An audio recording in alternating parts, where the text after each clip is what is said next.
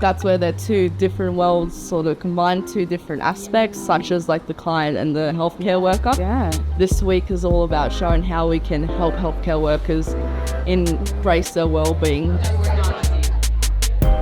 So having the shared responsibility stops this don't fix us, fix the system. We are the system.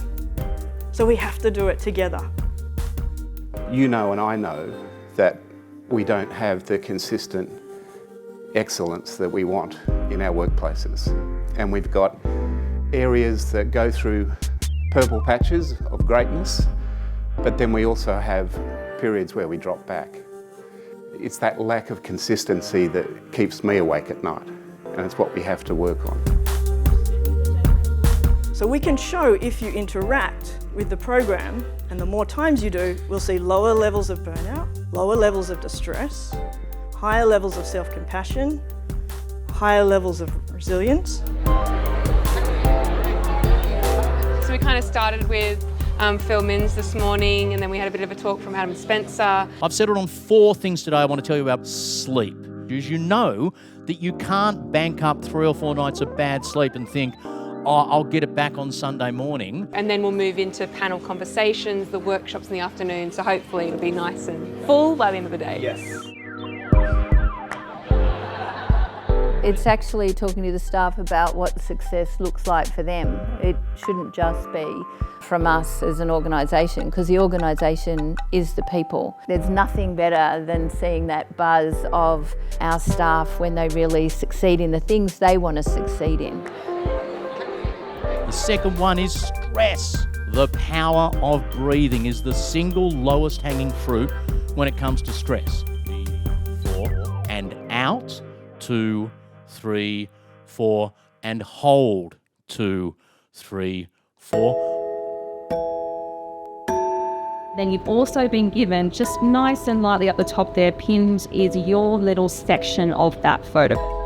The idea is that we come all together at the end, we're going to work as a group to construct the image.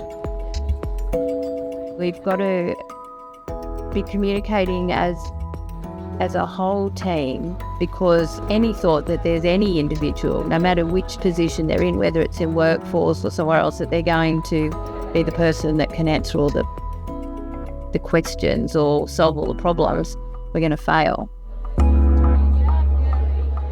Your direct work unit leader has more of effect on your well-being than your GP, your local doctor, and as much effect on your well-being as your spouse or partner.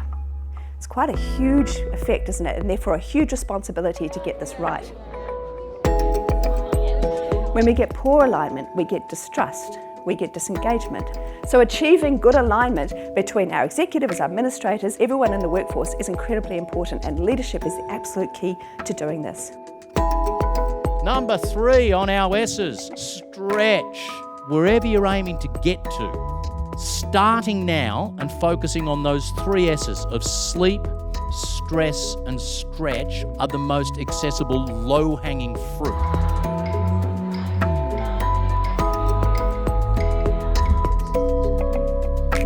Okay, so you have just won glory. I want to see some practical advice. Amy, our nursing unit manager, has had a fantastic strategy together with Bethan in bringing the nursing team, the junior medical team and the seniors all together. It's really paying dividends. I want to see how we can extend that.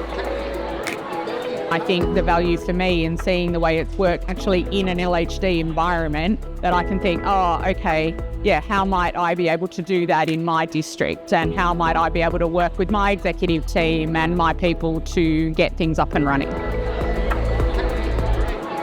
We get to hear a lot of personal stories and how this can impact people on an individual level as well as a much bigger level across the state, and so that does allow us to really understand the impact that we're having.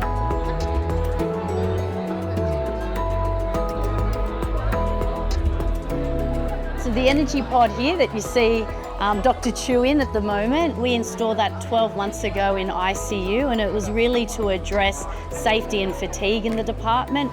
We really wanted to introduce the idea of safety naps, and safety naps is all about just a 20-minute nap can improve your cognition, your focus and your energy levels, and that's what this pod does.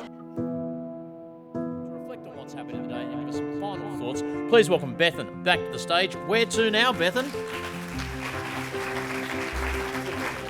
It's not rocket science then to see that efficient processes are really, really important. It's reducing the cognitive demands that we're expecting on our staff. We're trying to free them up so they can use their executive processes, time and energy to focus it on what they're trained to do, which is to deliver the best care to patients. It doesn't have to be a big sweeping step. Find that one thing and you can still have a huge influence on those around you. If we have, everyone that was registered starting and doing one thing and actually rowing in the same direction, that's how we create system change and raise awareness and educate those around us.